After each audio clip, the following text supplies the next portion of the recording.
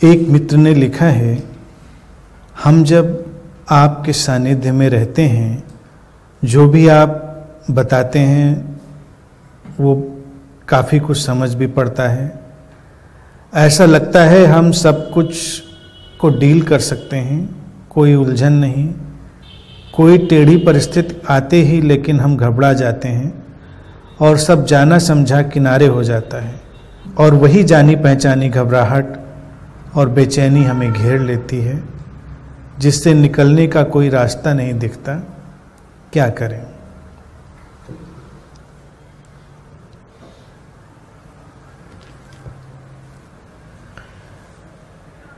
मुख्यतः तो होता क्या है, यहाँ पर रहने में और यहाँ से दूर होने में उसको समझने की ज़रूरत है, उस अंतर को। कोई भी चीज़ ऐसी जादुई नहीं होती है कि उसके पीछे कोई नियम ना हो या उसके पीछे कोई व्यवस्था ना हो। हम उन नियमों और व्यवस्थाओं को नहीं जानते हैं, ये अलग बात है। लेकिन अगर वो प्रोसेस, वो प्रक्रिया, वो नियम समझा जा सके तो रास्ता मिल जाता है। अब जैसे प्रश्न में लिखा है कि जब यहाँ होते हैं तो लगता है सब समझ रहे हैं, कोई समस्या नहीं, कोई उलझन नहीं और सारी चीज़ें स्पष्ट हैं। तो अगर इस स्थिति का ठीक ठीक अवलोकन करेंगे, ऑब्जर्वेशन करेंगे, तो इसमें दिखाई देगा कि पहली जो चीज़ घटती है वो घटती है स्वीकार भाव की। यहाँ पर आकर अनजाने रूप में ही, और कई बार हमारे अंतर मन की कई सारी ऐसी व्यवस्थाएं हैं, उनके कारण से हम स्वीकार कर पाते हैं। हमको सब आश्वस्त करता हुआ लगता है, हमको सारी चीज़ें सहयोग करती हुई लगती हैं, तो हम अपने होने का, जीवन की परिस्थितियों का, सारी बातों का पूरा स्वीकार कर लेते हैं।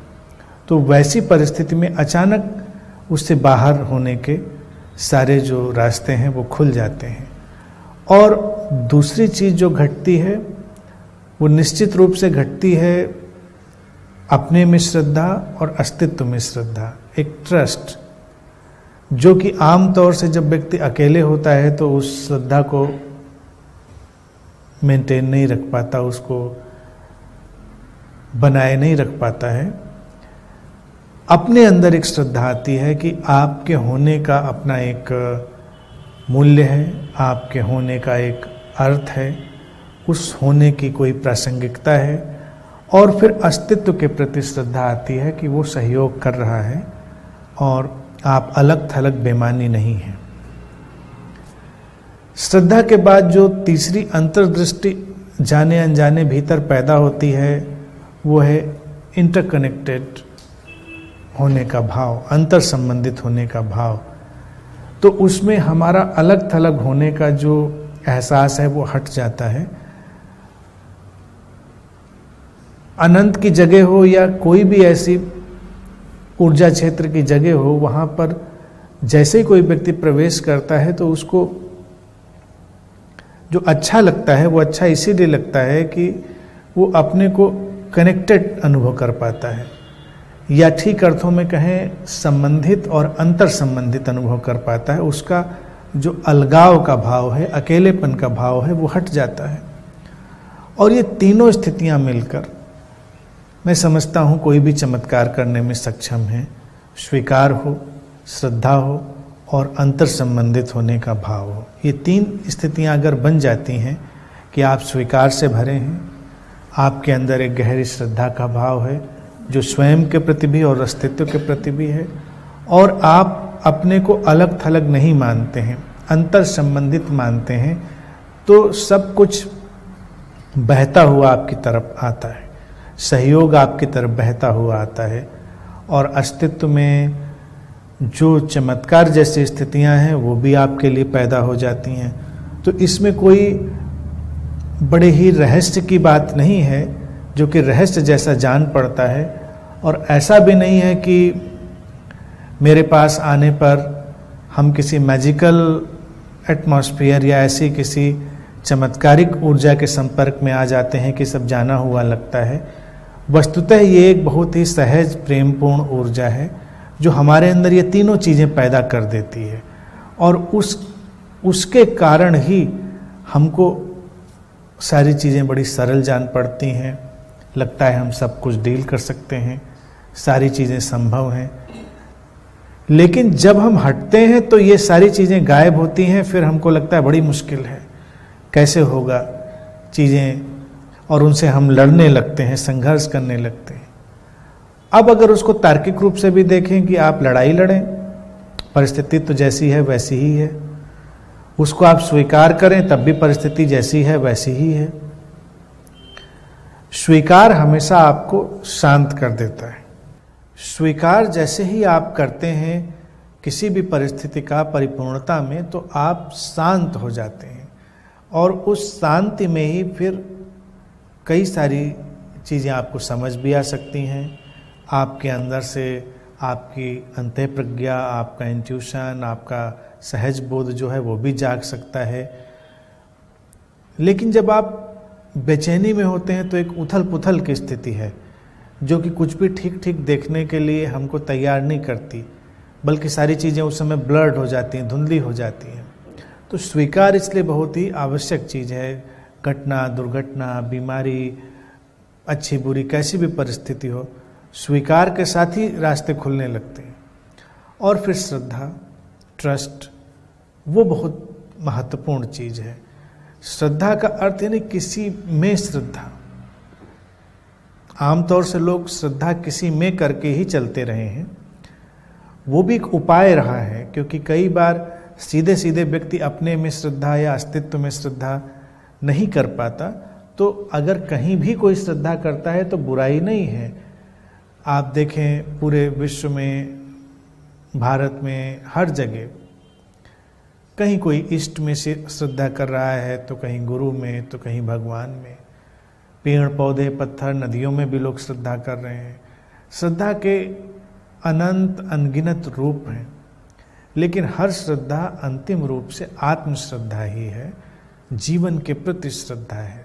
ट्रस्ट, जीवन के प्रति श्रद्धा, ट्रस्ट का अर्थ है कि जीवन अपने आप में ही एक ऐसी व्यवस्था है जो आपको सहयोग करती। अब कोई कहीं दिखे, कहीं भी जाता है, चाहे गुरु हो, इष्ट हो, मंदिर हो, मस्जिद हो, गिरजा हो, श्रद्धा से वो क्या करना चाहता है?